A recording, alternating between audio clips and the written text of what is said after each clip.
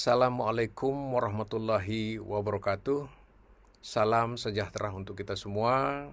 Jumpa kembali di channel khusus kesehatan, Ngobrol Sehat bersama Profesor Del Fitri Munir.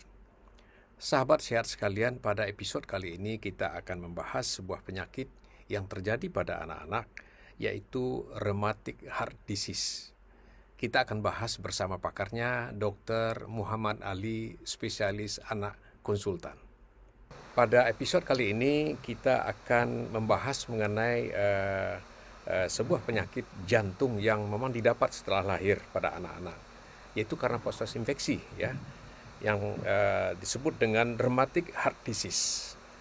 Dr. Ali, tentu sumbernya infeksinya ada dari tempat lain, kemudian akan komplikasi ke jantung. Bagaimana ini bisa sumber infeksi di tempat lain bisa mengenai jantung, Dr. Ali? Ya, terima kasih Prof. Jadi penyakit jantung rematik ini adalah jenis kelainan atau penyakit jantung didapat yang paling banyak untuk negara kita sebagai salah satu negara berkembang di dunia. Jadi umumnya penyakit ini memang diderita oleh anak-anak atau penduduk suatu negara dengan sosioekonomi menengah ke bawah. Di mana pada kondisi seperti ini umumnya hygiene komunitas, sanitasi pribadi, lingkungan dan lain-lain umumnya masih kurang atau di bawah standar. Nah, penyebab daripada penyakit jantung rematik ini adalah penyakit awal apa yang disebut dengan demam rematik. Tidak mungkin terjadi suatu penyakit jantung rematik sebelum didahului oleh apa yang kita sebut dengan demam rematik. Demam rematik adalah penyakit awal yang akan menggiring kalau tidak diobati segera terjadinya kecacatan katup yang permanen. Itulah yang kita sebut dengan penyakit jantung rematik. Jadi awalnya adalah suatu infeksi yang umumnya adalah infeksi di tenggorokan atau tonsil, ya. Ini bidangnya Prof. Del Fitri ini. Jadi anak-anak ini biasanya akan mengeluh atau mungkin dia tidak mengeluhkannya.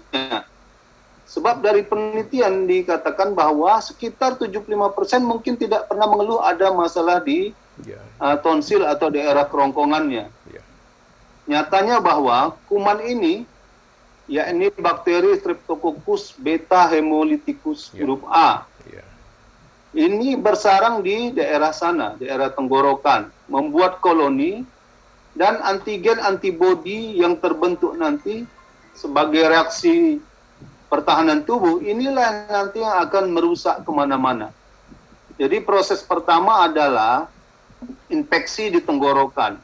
Ini yang umum, ya. Kalau orang awam mungkin akan menyebutnya dengan sariawan atau sejenis itu, ya. Sariawan. Tapi diabaikan, mungkin tidak diobati atau tidak dibawa ke dokter, kumannya membuat perkampungan di sana atau kolonisasi. Jadi kalau dia sekedar infeksi biasa, numpang lewat, tidak terjadi reaksi ikutannya. Tapi bila telah menimbulkan kolonisasi kuman atau perkampungan kuman di sana, nah inilah nanti kelak yang akan memicu reaksi imunologis, bahasa medisnya, reaksi pertahanan tubuh. Antigen yang dikeluarkan oleh bakteri tersebut akan direspon tubuh dengan antibodi.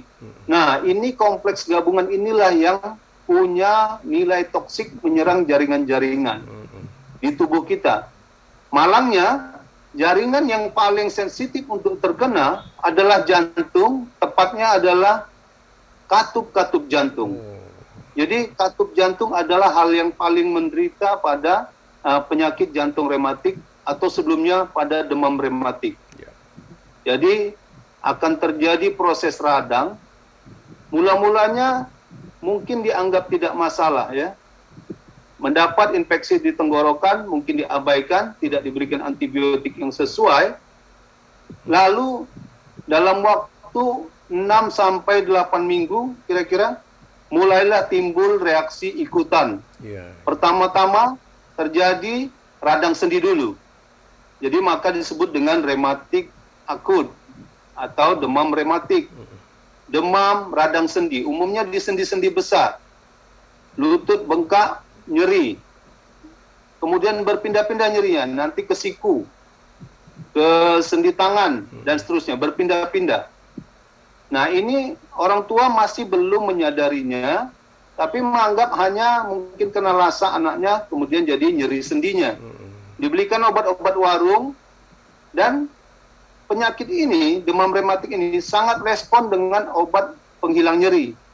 Misalnya di bintang 7 atau cap menara di warung-warung atau pastamol, ini nyerinya hilang dia, Prof. Nyeri sendinya hilang. Nah, orang tua kemudian merasa senang, dah, stop. Merasa penyakitnya sudah hilang. Padahal itu tanda awal mulainya jaringan tubuh diserang. Jadi umumnya yang duluan diserang adalah sendi-sendi besar, tulang ya. Kemudian jika dibiarkan, mulailah menyerang ke jantung, kulit, ya, timbul benjolan-benjolan atau nodula, kemudian timbul eritema atau memerah kulitnya, itu fase-fase awal. Kemudian muncul gerakan-gerakan yang tidak terkoordinasi, walaupun itu jarang, karena adanya kelainan di otak. Ini fase-fase awal demam rematik. Nah, ini munculnya sebentar-sebentar, merahnya mungkin 12-24 jam aja, kemudian nggak muncul lagi. Demamnya yang naik turun. Nah, ini yang sering kali terlewatkan, baik oleh orang tua maupun oleh tenaga medis, dokter atau dokter anaknya. Tidak menyadarinya, sehingga tidak memberikan pengobatan antibiotik yang adekuat. Biasanya golongan penisilin. Diberikan analgetik, penghilang sakit, penghilang demam, sudah selesai. Nah, mulailah dia menyerang ke jantung. Tadi saya sebutkan yang paling sensitif terhadap antigen antibody kompleks ini adalah jaringan katup jantung. Di jantung kita ada 4 jenis katup. Katup mitral menghubungkan antara sisi kiri jantung, kemudian katup trikuspid kanan jantung, ada katup pembuluh besar, aorta, dan pulmonal. Nah, yang paling sering kena adalah katup mitral. Nah, bila ini sudah diserang dan tidak ditangani dengan cepat, katup ini akan rusak dan seringkali jadinya permanen. Katup yang rusak ini, padahal katup ini fungsinya adalah untuk buka tutup aliran darah. Buka tutup aliran darah kita di jantung. Yang kerjanya luar biasa kompleks. Nah, katup ini harus waktu terbuka sempurna, dan waktu menutup harus menutup dengan sempurna. Nah, pada kelainan rematik ini, katup ini mengalami beberapa hal karena adanya proses radang. Dia akan jadi memendek, menebal karena adanya reaksi inflamasi, ya. Orang medis bilang reaksi inflamasi atau peradangan. Lama-lama katup ini akan memendek. Yang seharusnya bilah-bilah katupnya akan jumpa saat tertutup, karena memendek jadi tidak berjumpa. Akibatnya timbul lubang atau gap. Katup ini tidak lagi bekerja dengan baik, ya. Saat dia buka tutup, saat dia menutup, dia tidak menutup dengan sempurna. Ada lubangnya. Akibat lubang ini, darah jadinya balik lagi ke ruang jantung sebelumnya. Ya, kita sebut dengan regurgitasi. Semakin besar kebocorannya, ini tentu semakin bikin masalah. Ya, ujung-ujungnya adalah terjadinya pembesaran ruang-ruang jantung. Bila katup mitral saja yang terlibat, umumnya yang membesar adalah sebelah kiri jantung. Ya, yakni ruang serambi dan bilik kiri jantung. Bila terus membesar dan tidak disadari dan ditangani, anak ini, penderita ini akan jatuh kepada apa yang kita sebut dengan gagal jantung. Gagal jantung. Jadi anaknya yang mulanya aktif, kok sekarang anak saya jadinya napasnya ngos-ngosan. Anak saya nggak mau main lagi. Anak saya nggak mau banyak aktivitas. Nah, saya ingatkan bahwa insiden puncak kejadiannya adalah di usia sekolah. Jadi orang tua harus ekstra hati-hati. Ya, usia 5 sampai 14 tahun. ini rentan. Lingkungan padat di rumah, ya, karena streptokokusnya menular melalui droplet atau percikan ludah. Ya, semakin padat lingkungannya, semakin mungkin akan terkena. Sayangnya imunisasi untuk ini belum ada. Sampai sejauh ini imunisasinya belum ada. Jadi memang sudah diteliti di banyak tempat, di banyak negara. Umumnya memang di negara berkembang dan lingkungannya yang relatif padat. Di sini yang banyak anak-anak ini akan menderita seperti ini. Jadi anaknya yang aktif, terus tiba-tiba sekarang malas main. Mulai timbul sembab-sembab ya di bawah kelopak mata, kemudian perutnya membesar, kakinya membesar. Kalau kita tekan di betisnya bonyok ya, kita sebut namanya piting edema. Bonyok dia macam pepaya sudah kelewat matang. Nah ini kita berhati-hati, biasanya kalau sudah begini, ini sudah lanjut prosesnya. Jadi kita berharap cepat dikenali supaya jangan sampai jatuh kepada gagal jantung yang berat. Nah kalau kita buka bajunya, tentu nampak penderita ini jadinya kurus, Prof. Kurus ya. Gizinya jadi jatuh, menjadi gizi kurang, bahkan menjadi gizi buruk. Bila kita buka bajunya, nampak bentuk dadanya tidak lagi simetris. Kita lihat tulang-tulang sebelah kiri dadanya akan lebih menonjol, lebih tinggi dari sebelah kanan. Kita sebut bahasa medisnya bulging. Ya, ini tandanya gagal jantung dengan ukuran jantung yang sudah sangat membesar atau kardiomegali. Nah, kalau sudah begini, dokter akan melakukan pemeriksaan fisik, akan terdengar suara pada stetoskop, suara kebocorannya yang sangat jelas.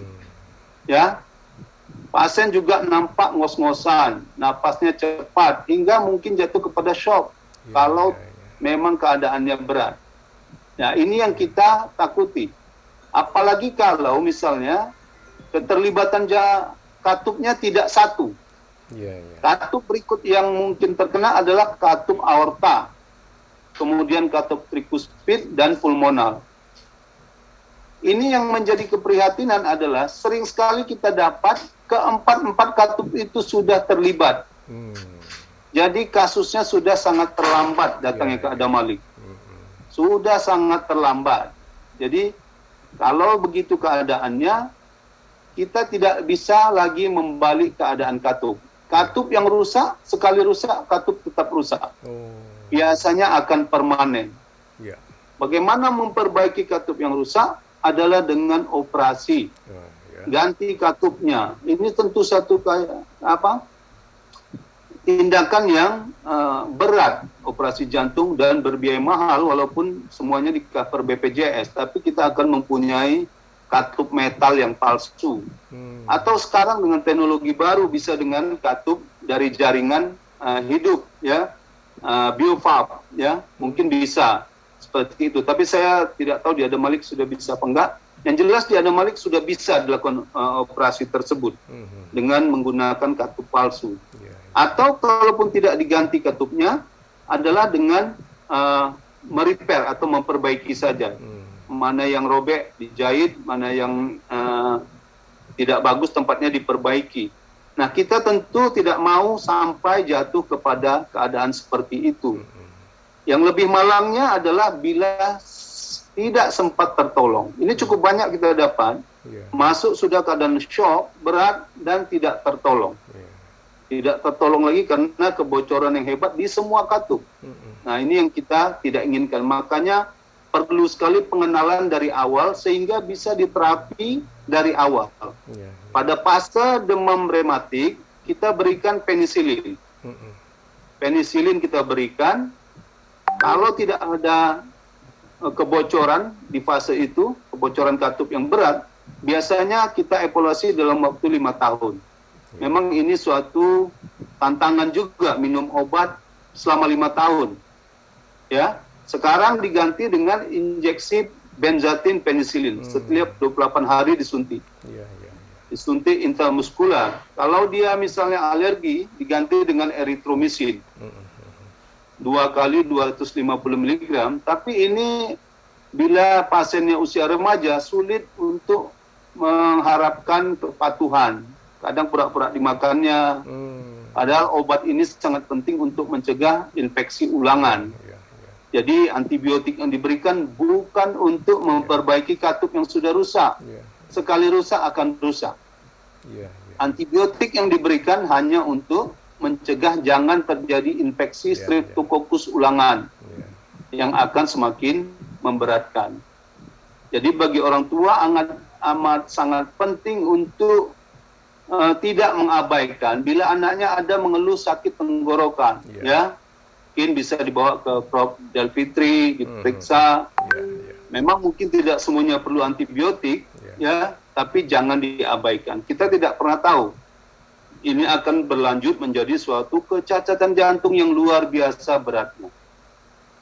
Gitu, Bro. Ya, jadi memang kalau kami di THT ya, kita curiga ini suatu Streptococcus beta hemolyticus itu anaknya demamnya tiba-tiba tinggi, menggigil. Ini kita curiga, walaupun nanti kita pastikan dengan swab gitu ya. Tetapi ini jadi perhatian, dan kalau gejala ini muncul, biasanya langsung kita tawarkan untuk dioperasi, Dr. Ali, supaya tidak terjadi komplikasi gitu. Baik, Dr. Ali, ini bagus sekali untuk masyarakat kita. Semoga ini bisa bermanfaat untuk orang tua, untuk mendeteksi anak-anaknya ya, dengan gejala-gejala seperti tadi. Terima kasih Dr. Ali, ya, sehat selalu. Wassalamualaikum warahmatullahi wabarakatuh.